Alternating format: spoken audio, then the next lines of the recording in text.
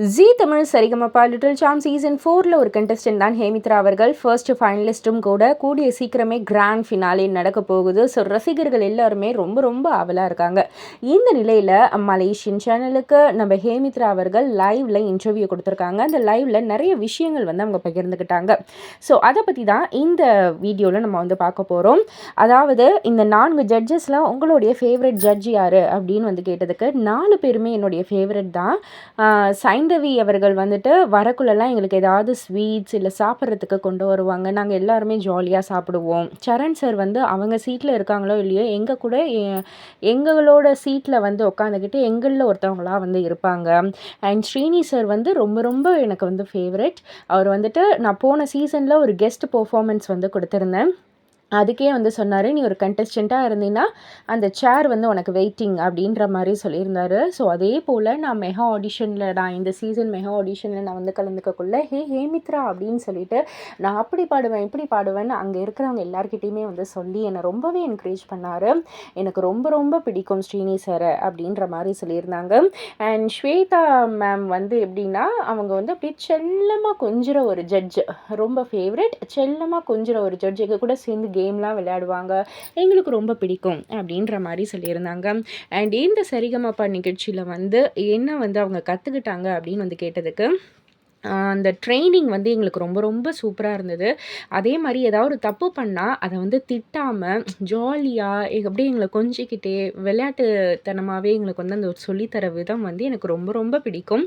And அது மட்டும் இல்லை, செஸ்ட் வாய்ஸ்னால் என்ன, பேஸ் வாய்ஸ்னால் என்ன, பிச்சுனா என்ன, எல்லாத்தையுமே நான் ரொம்பவே கற்றுக்கிட்டேன் அப்படின்ற மாதிரி வந்து சொல்லியிருந்தாங்க.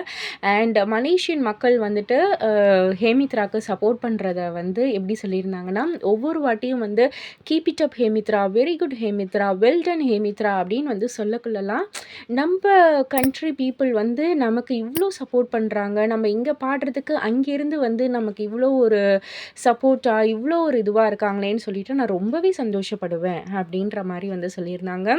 அண்ட் அவங்களுக்கு ஒரு சப்போர்ட்டிங் கண்டஸ்டன்ட்னா யார், இல்லை ஒரு பிடிச்ச கண்டஸ்டன்ட்னா யார் அப்படின்னு வந்து கேட்டதுக்கு அக்ஷதா வந்து எனக்கு ரொம்ப ரொம்ப பிடிக்கும்.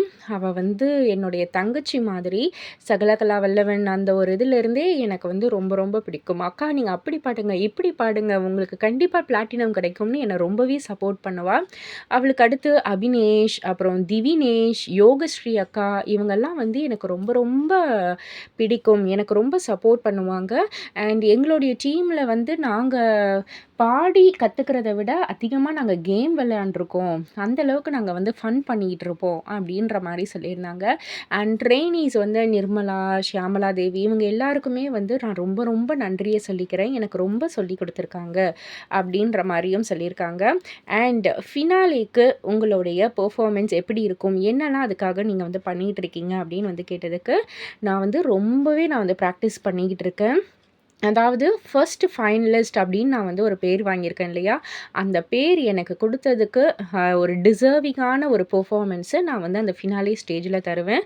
அண்ட் தடவை நான் அந்த இயர்லைன்லாம் வந்து மாட்டிக்கிட்டு நான் வந்து பாட போகிறேன். அதனால அந்த சங்கதி, பிச்சு எல்லாமே வந்து நான் பயங்கரமாக ப்ராக்டிஸ் செஷனில் தான் நான் வந்து அதெல்லாம் வந்து கற்றுக்கிட்டு இருக்கேன், ப்ராக்டிஸ் பண்ணிக்கிட்டு தான் இருக்கேன் அப்படின்ற மாதிரி வந்து சொல்லியிருந்தாங்க. அண்ட் இதே போல் லவ் அண்ட் சப்போர்ட்டை எனக்கு வந்து கொடுங்க.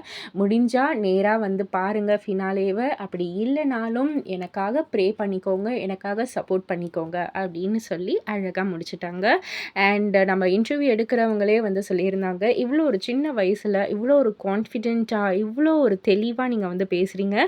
கண்டிப்பாக உங்களுடைய கொஞ்சம் ஏஜுக்கு அப்புறம் உங்களுடைய வயசில் நல்ல ஒரு பிளேஸில் நீங்கள் வந்து இருப்பீங்க அப்படின்ற மாதிரி சொல்லி அழகாக இதை வந்து முடிச்சிட்டாங்க. இதை பற்றி நீங்கள் என்ன நினைக்கிறீங்க, உங்களுடைய கருத்து என்ன அப்படின்றத கீழே உள்ள கமெண்ட் பாக்ஸில் குறிப்பிட்டு சொல்லுங்கள்.